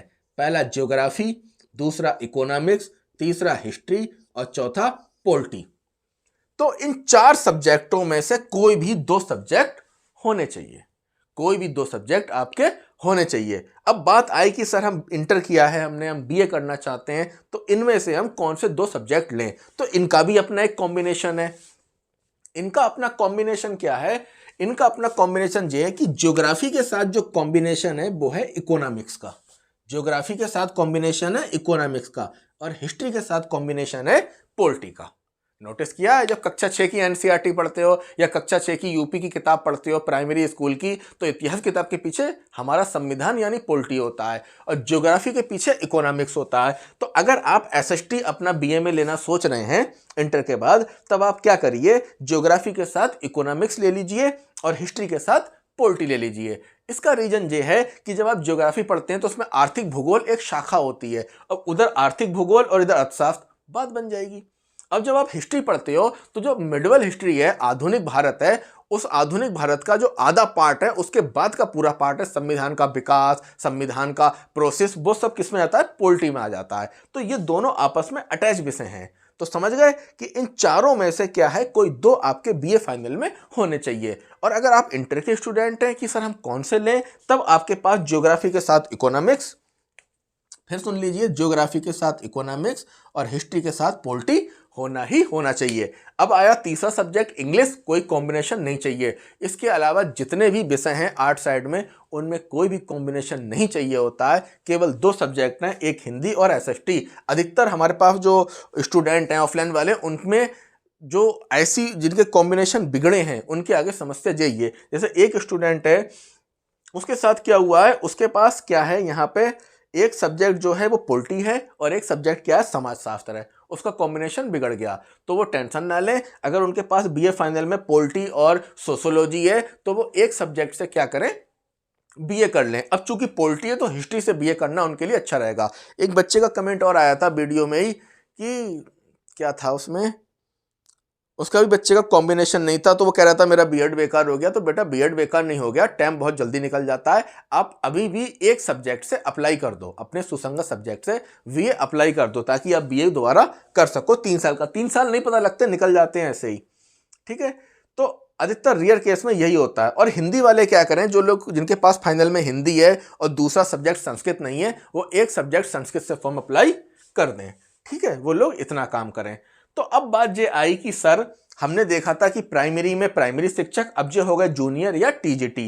तो यहाँ भी वैसा ही हिसाब है जैसे यहाँ यूपी में, केंद्र में और अन्य राज्य में। तो यहाँ यूपी में भी है कक्षा 1 से 8 कक्षा और टीजीटी। असल में मैं आपको एक चीज़ और बताऊं, जो होता क्या है, ये होता जो है कि जैसे स्कूल एक ही होता है। फॉर एग्जाम्पल केवीएस हो गया, ठीक है, केवीएस हो गया। अब केवीएस में 3 ग्रुप हो गए। पहला हो गया पीआरटी, कक्षा 1 से 5। दूसरा हो गया टीजीटी, ठीक है। टीजीटी क्या हो गया, कक्षा 6 से 8 मान लो या 9-10 मान लो। और फिर जो हो गया पीजीटी, ठीक है। तो इस तरीके से ये अलग अलग हो गए। अभी ये बीच में जब बीएड वालों को मौका मिल गया था प्राइमरी के लिए, तो बीएड वाले तीनों में फॉर्म अप्लाई कर रहे थे। प्राइमरी में भी कर रहे थे, टीजीटी में भी कर रहे थे, जूनियर में कर रहे थे। वो कि आपको पता है फैसला आया तो इससे मामला बाहर हो गया।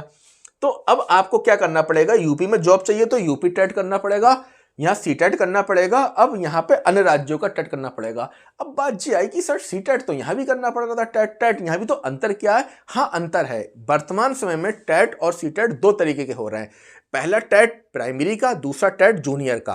पहला सीटेट प्राइमरी का, दूसरा टेट जूनियर का। जो प्राइमरी का टीचर बनना चाहता है उसको टेट फर्स्ट वाला यानी कक्षा 1 से 5 वाला प्राइमरी वाला, और सीटेट भी कक्षा 1 से 5 वाला करना पड़ेगा। यहाँ वाले पोर्शन में आपको यूपी टेट जूनियर का करना पड़ेगा। यहाँ पे आपको सीटेट जूनियर का, और अन्य राज्यों के भी जो टेट होते हैं वो आपको जूनियर का करना पड़ेगा। इनकी और इनके सिलेबस में अंतर ये होता है कि जैसे जो यूपी टेट का होता है, तो मैंने आपको बताया था कि पहला तो क्या है, सीडीपी आना ही आना है। क्या आना है? सीडीपी आना ही आना है, साइकोलॉजी। दूसरा क्या आना है? लैंग्वेज आना ही आना है। और लैंग्वेज भी 2 होती हैं, एक हिंदी हो गई, एक चाहे इंग्लिश ले लो चाहे संस्कृत ले लो, कुछ ले लो, ठीक है। तो 2 लैंग्वेज आना ही आना है। तीसरे नंबर पे ये आपको ऑप्शन दे देता है। जैसे आप आर्ट साइड वाले हैं तो जो करेंगे वो एसएसटी वाला वर्ग लेंगे, यानी सामाजिक विज्ञान, एसएसटी। क्या करेंगे आप? एसएसटी वाला। तो इसमें 2 वर्ग होते हैं। एक क्या होता है, मैथ और साइंस के लिए 60 नंबर का आता है, और एक होता है आपका एसएसटी आर्ट्स वालों के लिए। तो आपको आर्ट के टीचर बनने हो ना आप, अभी हम बात कर रहे हैं आर्ट वाले स्टूडेंट की, तो आपको क्या करना पड़ेगा, एसएसटी वाला पोर्शन लेना पड़ेगा। यानी 30 नंबर में आपका सीडीपी, 30 में आपकी हिंदी हो गई, 30 में आपकी चाहे इंग्लिश संस्कृत जो भी ले लो, और 60 नंबर में एसएसटी, ठीक है। ऐसा ही सीटेट में होता है एसएसटी, क्योंकि अब जो नया इंप्लीमेंट होने वाला है तो उसमें वो अलग अलग कर देंगे, विषय को बढ़ाएंगे। तो इस तरीके से देखो, जो वो कोई परिवर्तन कर दें, वो कुछ बढ़ा दें, वो कितना ही कठिन कर दें, उनका क्राइटेरिया इन 4 से ऊपर नहीं जाएगा। और जब इन 4 में प्रॉब्लम आएगी तब ये कौन सा गुरु ये तुम्हारे काम आएंगे, क्योंकि वो लोग उसे पढ़ चुके हैं, पढ़ा रहे हैं और जानते हैं। तो इस तरीके से आप इसको समझ गए कि ये आपका क्या होगा, सीटेट होगा, ये होगा। अब बात आई कि सर हमने सीटेट पास कर लिया जूनियर का, हमने यूपी टेट पास कर लिया जो है वो जूनियर का, तो अब क्या करें? अब कौन सी स्कूलों में जॉब मिले, तो अगर आप यूपी में लेना चाहते हैं और आपके पास, अगर यूपी में लेना चाहते हैं तो आप क्या कर सकते हैं, यहाँ पे देखिए, यहाँ पे दो तरीके की भर्ती हैं, यहाँ पे दो तरीके की भर्ती हैं यूपी में। एक में जिसमें टेट सीटेट कुछ भी नहीं मांगा है, दूसरे में मांगा है, ठीक है। तो जिसमें नहीं मांगा है वो कौन सी, से मांगा है वो कौन सी है, देखिए। तो पहली भर्ती है बेसिक की, आपकी क्या है, बेसिक में ही होती है एडिड जूनियर की, ठीक है। आप थोड़ा सा कंफ्यूजन में आ जाएंगे, इसलिए मैं इसको बेसिक को हटा दे रहा हूं। बेसिक में ही होती है एडिड जूनियर, क्या होती है, एडिड जूनियर, यहाँ पे बेसिक में। बेसिक में मैंने बताया था कि कक्षा 1 से 5 तक का ये पहुंच गया प्राइमरी स्कूल, जो आपके घरों के आसपास होते हैं, गांव में होते हैं, जिसको परिषदीय विद्यालय भी कहते हैं, जहाँ मिड डे मील खाना मिलता है आपको, ठीक है। तो यहाँ के जो होते हैं एडिड जूनियर, ये होते हैं, इसमें आपका टेट होना अनिवार्य है। लेकिन आप अगर इसमें कक्षा 6 से ऊपर का आप एलटी ग्रेड देते हैं इस ग्रुप में, तो आपको टेट सीटेट नहीं चाहिए। लेकिन आगे वो लगा दें, कह नहीं सकते। आश्रम पत्ती के होते हैं, इसमें भी टेट सीटेट नहीं चाहिए होता, लेकिन बीएड मांगते हैं। और टीजीटी, यूपी टीजीटी, इसमें आपका टेट सीटेट नहीं मांगेंगे। यानी आपका ये आश्रम पत्ती, टीजीटी और एलटी, इसमें सीटेट टेट नहीं मांगेंगे, लेकिन एडिड में आपका टेट मांगेंगे। अब आ जाओ यहाँ पे भाई जितने स्कूल हैं सेंट्रल गवर्नमेंट के, बोले तो केंद्र सरकार के, इसमें सीटेट होना अनिवार्य है। केवीएस सीटेट चाहिए ही चाहिए, डीएसएस भी चाहिए ही चाहिए, ईएमआरएस चाहिए ही चाहिए, सार्वजनिक उपक्रम मैंने समझाया था चाहिए ही चाहिए, रेलवे चाहिए चाहिए, एनबीएस चाहिए ही चाहिए, ठीक है। तो आप कहाँ कहाँ जॉब कर सकते हैं, केंद्रीय विद्यालय में, डीएसएस भी दिल्ली का बोर्ड है, आपका एकलव्य आदर्श आवासीय विद्यालय में, जो सार्वजनिक क्षेत्रों में जो उपकरण चलाने वाले वर्कर्स होते हैं, ठीक है, उसमें क्या गेल भेल सेल, और जो तुम्हारा ये इफ्को हो गया, और आपके रेलवे हो गए। कभी जाना इफ्को घूमने तो उनके स्कूल देख के आना, पूरी व्यवस्था वैसी रहती है, ठीक है। सीबीएसई इसको हैंडल देखता है। इसके बाद नवोदय विद्यालय, आवासीय विद्यालय होते हैं। अन्य राज्यों में अन्य राज्यों के स्कूल होते हैं, वहां पे आप जॉब कर सकते हैं। तो इस तरीके से जो हो गया कक्षा 6 से 8 तक का। अब हम बात करेंगे, दो ग्रुप हो गए, एक हो गया कक्षा 6 से 8 तक का। ये कई स्थितियों में टीचर को 9वें 10वें तक की स्थिति संभालने को दे दी जाती है कि आप 6 से लेकर 10 तक की स्थिति संभाल लो। तो आप ऐसा भी मान लो कि आपको कक्षा 6 से लेके क्या है 10 तक का टीचर बनना है, ठीक है। जैसे इंटर कॉलेज है, उसमें तो दो ही ग्रुप हो गए, एक टीजीटी एक पीजीटी। तो टीजीटी में वो फांफ लेते हैं कक्षा 6 से 10 तक का। तो प्राइमरी के लिए और टीजीटी के लिए जे आपकी पात्रता परीक्षा हो गई, उनका सिलेबस हो गया, ठीक है, इस तरीके से हो गया। अगर इसमें भी आपको कोई सिलेबस को डीप समझना है, कुछ ज़्यादा जानकारी चाहिए, तो आप कमेंट करके बता सकते हैं। अब हम बात करेंगे तीसरे ग्रुप, जो होता है पीजीटी ग्रुप। आप अगर सीधे इंटर कॉलेज में प्रवक्ता बनना चाहते हैं, पीजी टीचर बनना चाहते हैं, तो उस पीजीटी टीचर के लिए आपको क्या करना पड़ेगा। अब आपका तीसरा ग्रुप हो गया पीजीटी ग्रुप। कौन सा, पीजीटी। ये इंटर कॉलेज में प्रवक्ता होते हैं, जे कक्षा आपके 11 से लेके 12 तक के स्टूडेंट को पढ़ाते हैं। और इसके लिए कौन सी डिग्री होनी चाहिए, बीएड मस्ट है। क्या होना चाहिए, बीएड। लेकिन अभी यूपी में क्या हो रहा है, विदाउट बीएड, यानी आप अगर केवल एमए हैं यानी पीजी करे हुए हैं, तो आप पीजीटी में अप्लाई कर सकते हैं। जो जीआईसी प्रवक्ता है वहां भी ऐसा ही चल रहा है, विदाउट बीएड आप अप्लाई कर सकते हैं। तो कुल मिला के क्या है, पीजीटी के जो शिक्षक बनना चाहते हैं तो उनके पास क्या होना चाहिए, बीएड की डिग्री होना चाहिए। यहाँ पे जो सीटेट है वो उतना ज़्यादा नहीं मांगा जाता, ठीक है, टेट सीटेट की मांग नहीं होती है। लेकिन खास बात यह है, बीएड में वो ही दो, एक ही सब्जेक्ट ऐसा है कि जिसके साथ कॉम्बिनेशन खतरनाक चाहिए होता है, वो है हिंदी। हिंदी पीजीटी वही व्यक्ति कर सकता है जिसके पास ग्रेजुएशन में क्या होनी चाहिए, संस्कृत होनी चाहिए, ठीक है। तो इनके जो लोगों की जॉब लगती है वो कहाँ लगती है, वो भी इन्हीं स्कूलों में लगती है। वो कहाँ कहाँ लगती है, केवीएस पीजीटी, डीएसएसबी पीजीटी, सार्वजनिक क्षेत्र में पीजीटी, रेलवे के पीजीटी, दूतावास एम्बेसी। अगर आप डीप तरीके से समझे तो फिर वही वाली बात आ गई, कौन सी, एक यूपी में और एक केंद्र में, ठीक है, और एक क्या है अन्य राज्यों में। तो यहाँ पे मैं फिर बता दूं कि कुछ जगहों पे तो सीटेट मांगते हैं, लेकिन कुछ में सीटेट नहीं मांगते। जैसे यूपी में जो होता है यूपी पीजीटी, यहाँ सीटेट नहीं मांगते हैं और ना बीएड मांगते हैं। ये बात ध्यान रखना, यूपी पीजीटी में इस समय ना बीएड मांग रहे हैं ना सीटेट मांग रहे हैं, केवल एमए मांग रहे हैं, ठीक है। और यूपी में कौन सा हो गया आपका, जीआईसी प्रवक्ता, जीआईसी प्रवक्ता हो गया, ठीक है। तो यहाँ पे क्या है आपका पीजीटी हो गया। केंद्र सरकार में आपके जेई स्कूल हैं, केवीएस हो गया, आपका एनबीएस हो गया, रेलवे के हो गए, दूतावास एम्बेसी के हो गए, ये सब हो गए। यहाँ पे बीएड भी मांगते हैं और कुछ जगहों पे सीटेट मांगते हैं, कुछ में सीटेट नहीं मांगते हैं, ठीक है। अन्य राज्यों में क्या है, कुल मिला के आपने दोनों जो हैं दोनों क्वालिफाई कर लिए तो समस्या खत्म हो जाती है। तो अब आगे समय ऐसा आ रहा है कि हो सकता है वो 3 कराएं या 4 कराएं, ठीक है। केवीएस में हो गया, इसमें वैकेंसी हो गई। अन्य राज्यों में भी अपने इंटर कॉलेज होते हैं, वहां पे आप कर सकते हैं। फिर एक चीज और है कि अगर कोई उसमें डिग्री कॉलेज में प्रोफेसर बनना चाहता है, तो जिस चीज में बता दूं प्रोफेसर कैसे बनेंगे। तो डिग्री कॉलेज में चौथा ग्रुप है, डिग्री कॉलेज में आप जाना चाहते हो जहां पे BA, MA, BSc, MSc, commerce को यूजी, पीजी लेवल पढ़ाया जाता है। तो उसके लिए आपके पास पीजी, सबसे क्या चाहिए, पीजी के साथ में आपको नेट क्वालिफाई करना पड़ेगा या फिर आपको पीएचडी क्वालिफाई करना पड़ेगी, ठीक है। क्या करना पड़ेगा, पीएचडी, या तो आपके पास मस्ट क्या है, पीजी, और नेट और पीएचडी में से कोई एक चीज होनी चाहिए। क्या होना चाहिए, कोई एक चीज होनी चाहिए, ठीक है। आपके पास पीएचडी होनी चाहिए और नेट होना चाहिए। अगर आपके पास केवल नेट है तो आप असिस्टेंट प्रोफेसर बनेंगे। यहाँ प्रोफेसर भी 3 तरीके के होते हैं, एक असिस्टेंट प्रोफेसर, एक प्राध्यापक जिनको रीडर कहते हैं, और एक प्रोफेसर। तो अगर आपके पास नेट है तो आप असिस्टेंट प्रोफेसर बनेंगे, लेकिन प्रमोशन के लिए पीएचडी होना अनिवार्य है। अब ऐसा रूल आ रहा है कि विदाउट पीएचडी आप प्रोफेसर नहीं बन पाएंगे, केवल असिस्टेंट प्रोफेसर बनेंगे। तो इस तरीके से जो लोग डिग्री कॉलेज में पढ़ाना चाहते हैं वो अपने सब्जेक्ट से पीजी करेंगे, नेट करेंगे और पीएचडी करेंगे। अब बात ये आई अगली कि इनकी सैलरी जो है वो कितनी होती है। तो जो सबसे छोटे वाले हैं कक्षा 1 से 5, इनकी यूपी में तो मान के चलिए सेंट्रल गवर्नमेंट में एक लगभग अंदाज से बता रहा हूं, जो ऊपर नीचे होती रहती है, टाइम के हिसाब से बढ़ती रहती है।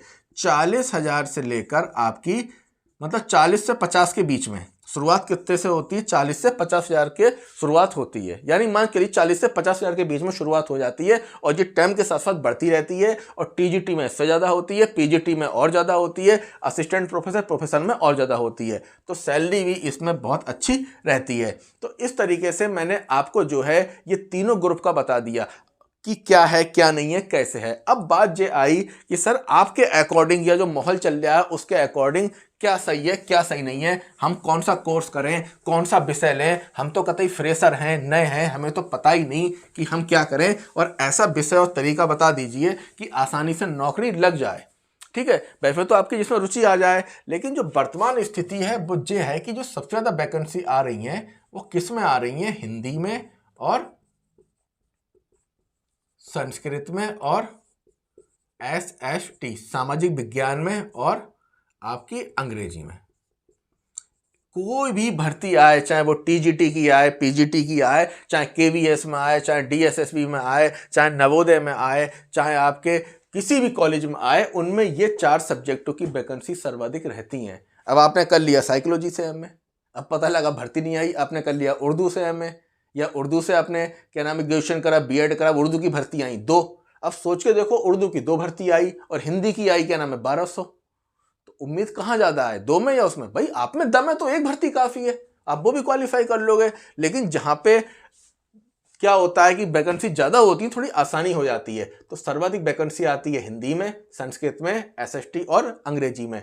अब आपको करना क्या है, आपको ये डिसाइड करना है कि आपको किस सब्जेक्ट का टीचर बनना है। अगर आपको क्या बनना है, हिंदी का, आपको हिंदी का अगर टीचर बनना है तो आपको हिंदी के साथ में किसी भी कंडीशन में संस्कृत जरूर लेना है। क्या लेना है, संस्कृत। अब चाहे टीजीटी आप हिंदी फिर डालो, पीजीटी फिर डालो, चाहे एडिट जूनियर दो, चाहे टीजीटी दो, चाहे पीजीटी दो, चाहे कोई सा एग्जाम दो, आपको समस्या नहीं आएगी। आपको हिंदी संस्कृत का क्या है, कॉम्बिनेशन रखना ही पड़ेगा। अब बीए में कॉम्बिनेशन बन गया हिंदी संस्कृत का। अब एमए में आप स्वतंत्र हो, चाहे हिंदी से कर लो एमए, चाहे संस्कृत से कर लो, कोई समस्या ही नहीं है। तो ये कॉम्बिनेशन हो गया। और अगर आप संस्कृत ले रहे हो, क्या ले रहे हो, बीए में संस्कृत, केवल संस्कृत, तो आपको किसी भी कॉम्बिनेशन की जरूरत नहीं है। क्लियर हो गई। अब दूसरा, आप अगर टीचर बनना चाहते हो सामाजिक विज्ञान के, किसके, सामाजिक विज्ञान के, तो भाई अगर सामाजिक विज्ञान के टीचर बनना चाहते हो तो आप क्या है, 2 ग्रुप बता दे रहा हूं। एक है ज्योग्राफी, ज्योग्राफी के साथ इकोनॉमिक्स जरूर लेना, ज्योग्राफी के साथ इकोनॉमिक्स जरूर लेना। और दूसरा ग्रुप है आपका हिस्ट्री। अगर हिस्ट्री लो तो हिस्ट्री के साथ पॉलिटी जरूर लेना। दो महत्वपूर्ण टीचर हो गए। हिंदी का टीचर बनना चाहते हो तो संस्कृत जरूर लेना, और अगर एसएसटी का टीचर बनना चाहते हो तो ज्योग्राफी के साथ इकोनॉमिक्स और हिस्ट्री के साथ पॉलिटी जरूर लेना। ठीक है, बस इन दो में ही सारा खेला है किसका, कॉम्बिनेशन का। अब अगर आप संस्कृत का टीचर बनना चाहते हो कोई कॉम्बिनेशन नहीं, इंग्लिश का बनना चाहते हो कोई कॉम्बिनेशन नहीं, ठीक है, उर्दू का बनना चाहते हो कोई कॉम्बिनेशन नहीं। तो कॉम्बिनेशन किस में चलता है, एक एसएसटी में और एक आपका हिंदी में।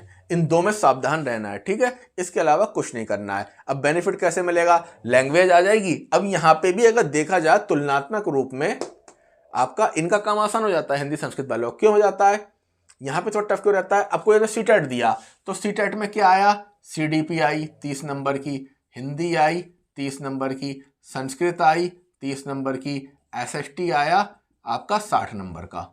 ठीक है, जूनियर का अगर ग्रुप देगा वो, तो पता लगा संस्कृत वाला है तो उसको ये अपने 60 नंबर हो ही गए आसानी से। अब अगर वो प्राइमरी देना चाह रहे हैं तो प्राइमरी में क्या आ गया, मैथ आ गया 30 नंबर का, और आपका ईवीएस आ गई 30 नंबर की। यहाँ पे भी देखिए 30-30 60 नंबर की तैयारी पहले ही हो गई इस तरीके से। और अगर ये वाला ग्रुप ले रहा है तब भी आपको यहाँ बेनिफिट मिल रहा है बहुत आसानी से। तो कुल मिला के यहाँ पे क्या होता है, आपको सही रहता है। तो मेरे अकॉर्डिंग अगर आप आसानी से कम स्ट्रगल से टीचर बनना चाहते हैं तो आपका हिंदी संस्कृत ग्रुप और एसएसटी ग्रुप, इनमें से आप कोई सा भी चुन लीजिए। अब फिर चाहे आप कोई भी एग्जाम दो, आपका यहाँ पे सामना होना ही होना है। और एक बात और ध्यान रखना, ये एक ऐसा प्रोफेशन है, टीचिंग का प्रोफेशन, ये कुछ प्रोफेशन ऐसे हैं कि जिसमें कोई भी व्यक्ति जो है कभी भी बेकार नहीं होता। जैसे डॉक्टर होता है, तो डॉक्टर का क्या है, वो जॉब कर रहा है तो भी डॉक्टर है, और जॉब नहीं कर रहा है तब भी डॉक्टर है। ऐसे ही टीचर होता है, ये पढ़ा रहा है तब भी डॉक्टर है, सरकारी चाहे पढ़ाए चाहे प्राइवेट पढ़ाए, तो ये टीचर है, इसको कोई समस्या नहीं है। आपने तो देखा ही होगा, कई तो ऐसे टीचर हैं भारत में जो महीने के लाखों से भी ऊपर पैसा कमाते हैं। तो यहाँ होता क्या है कि आप अगर कुछ भी पढ़ाई करते हैं, मेहनत करते हैं, तो आपकी मेहनत बेकार नहीं जाती, आपकी पढ़ाई बेकार नहीं जाती, वो हमेशा काम आती है। और अगर इसको बहुत ही इंटरेस्टिंग तरीके से आप करना चाहते हैं इस पूरे प्रोसेस को, तो आप टीचिंग भी कर सकते हैं, आप यूट्यूब पर ही पढ़ा सकते हैं, आप नोट्स क्रिएटर, नोट्स को बनाने वाला आप बन सकते हैं। बहुत से ऐसे काम हैं जो आप कर सकते हो, इसके साथ मज़ा भी आएगा, विषय में रुचि भी लगेगी। तो इसलिए मेहनत बेकार नहीं जाती। और आप चाहे गवर्नमेंट जॉब करें चाहे प्राइवेट जॉब करें, कोई सी करें, टीचर होते हैं और लगातार उनका काम चलता ही रहता है, पढ़ने और पढ़ाने का, पैसे भी आते ही रहते हैं। कई टीचर तो ऐसे हैं गवर्नमेंट जॉब छोड़ के प्राइवेट पढ़ा रहे हैं, वो भी अच्छा पैसा कमा रहे हैं। कुल मिला के आपका एक शब्द भी, एक नोट्स का पन्ना भी बेकार नहीं जाता। और अपने आप में ये एक बहुत ही अच्छी बात है। बाकी कुछ का तो ऐसा, जब तक जॉब कर रहे हैं चल रही है, जॉब खत्म होने के बाद बात खत्म। और इसके पूरे प्रोसेस में एक चीज़ और है, अगर आपको कोई भी समस्या आए, कोई प्रॉब्लम आए, तो आप कमेंट करके पूछ सकते हैं, आपका समाधान किया जाएगा। आपने देखा होगा कि आपने कमेंट किया, प्रॉब्लम आई, हमने वीडियो के माध्यम से आपका समाधान किया। देखो, स्टूडेंट दो तरीके के होते हैं पढ़ने वाले, बल्कि मैं तो कहूँगा 3 तरीके के होते हैं। एक स्टूडेंट वो होते हैं जो सीरियसली पढ़ाई करते हैं, उन्हें अपना सिलेबस कंप्लीट करना होता है, पढ़ना होता है, मॉक टेस्ट लगाना होते हैं, वो ज़्यादा चक्करों में पढ़ते नहीं हैं। ठीक है, गाइडेंस ले ली, काम करा, अपने काम होके, जॉब लेके, सिलेक्शन लेके एक तरफ हो गए। एक बीच वाले होते हैं ढुलमुल। ये क्या होते हैं, इन्हें मोटिवेशन चाहिए होता है, थोड़ा बहुत ढुलमुल रहते हैं, थोड़ा बहुत तैयारी करते हैं, बाई लक इनका दिमाग घूम गया तो ये सिलेक्शन ले लेते हैं। तीसरे होते हैं जिनको ना पढ़ना है ना कुछ करना है, और जो लोग पढ़ रहे हैं उन्हें एक तरीके से कन्फ्यूजन में डालना होता है, उन्हें डिस्टर्ब करना होता है, और अपने आप भी डिस्टर्ब होते हैं, दूसरों को भी डिस्टर्ब करते हैं। आप भी अपने आसपास ऐसे लोग देखते होंगे कि जब आप पढ़ने बैठोगे तो आपके आसपास आके बैठ जाएंगे, आपको डिस्टर्ब करेंगे। तो ठीक है, तो जो लोग वास्तव में रियल के पढ़ने वाले हैं और उनकी कोई समस्या है तो वो डिस्कस कर सकते हैं, आप कमेंट कर सकते हैं। और एक चीज़ और है कि आप लोग रिसर्च करना सीखो। जैसे अब ये वीडियो बनाने के बाद आप लोग पूछेंगे सर हमें इंटीग्रेटेड कोर्स में ITEP क्या है, क्या जानकारी है, तो बता तो हम भी देंगे आपको क्या है ऐसे वीडियो। लेकिन आपको क्या करना है, खुद जाके NCERT के प्रोफार्मा में जाना है और वहाँ जाके ये समझना है कि इंटीग्रेटेड कोर्स कौन कौन से हैं और NCERT कौन कौन सा करा रही है। तो आप भी शिकार करना सीखो, आप भी चीज़ों को करना सीखो। और भाई लड़के हो तो एक बात सोचो, जो लड़के हैं, कि भाई आप जो सब्जी वाला हो गया, मजदूर हो गया, तो इनके लिए ना कोई मौसम होता है ना कुछ होता है, इनको क्या होता है अपना काम करना होता है। आप मेहनत करिए। और जो लड़कियां हैं वो भी ये सोच के पढ़िए कि भाई आपको आज़ादी चाहिए एक तरीके से, और आप पैसा कमाने लगें, अपने पैरों पर खड़ी हो जाएं। तो इसके लिए ज़रूरी है कि आपके पास एक जॉब का होना, और जब जॉब नहीं होती है तो आपको पता ही है प्रॉब्लम्स बढ़ती रहती हैं। और कुल मिला के मुझे ये लगता है प्रोफेशन कोई भी हो, चीज़ें सब आसान है, बस आपका मन लगना चाहिए। लेकिन वो जो 4 बातें मैंने आपको बताई, एक सब्जेक्ट का ज्ञान, एक साइकोलॉजी का ज्ञान, एक भाषा का ज्ञान, एक जनरल अवेयरनेस हो गई, और साथ में काउंसलर गुरु, अगर ये चीज़ें आपने कंट्रोल कर ली तो चाहे एनसीटी कोई सा रूल चेंज कर दे, चाहे एग्जाम एनटीए करा ले, चाहे वो 10-15 सीटेट करा लें, वो कुछ करा लें, आप पे किसी चीज़ का कोई असर नहीं होगा। घनानंद ने जब उसको भगाया था, डांटा था चाणक्य को कि तुम खुद अपने आप कर लो, तुम क्यों नहीं देखते, तो चाणक्य ने यही कहा था कि मैं एक शिक्षक हूँ, विनाश और सृष्टि प्रलय ये कहाँ, ये शिक्षक की गोद में खेलते हैं। मैं अपने पोषण के लिए, अपने पोषण के लिए ऐसे सम्राटों का निर्माण स्वयं कर सकता हूँ, और अखंड भारत का भी निर्माण कर सकता हूँ। तो आप देखो, जब सर्वपल्ली राधाकृष्ण क्रांति चल रही थी, आज़ादी का समय था, तो अंग्रेज उनसे एक दिन यही तो बोले, क्या बोले सर्वपल्ली राधाकृष्ण के, आज़ादी मिल जाएगी देश को, अब आप क्या करोगे। तब सर्वपल्ली राधाकृष्ण ने कहा, मैं एक गणित और विज्ञान का शिक्षक हूँ, आज़ादी मिल जाएगी, फिर मैं गणित और विज्ञान पढ़ाऊँगा। तो बहुत अच्छा प्रोफेशन है, आप अच्छे से तैयारी करिए, शुरुआत करिए, और कोई भी प्रॉब्लम आए तो कमेंट करके हमें बताइए। जैसा कि पहले के कमेंटों का आपका समाधान किया गया है, इसका भी समाधान किया जाएगा। और अभी एक वीडियो में जल्दी मैं बना दूंगा, जो आप लोगों ने कमेंट किए थे उस पर भी हम अच्छे से डिस्कस कर लेंगे।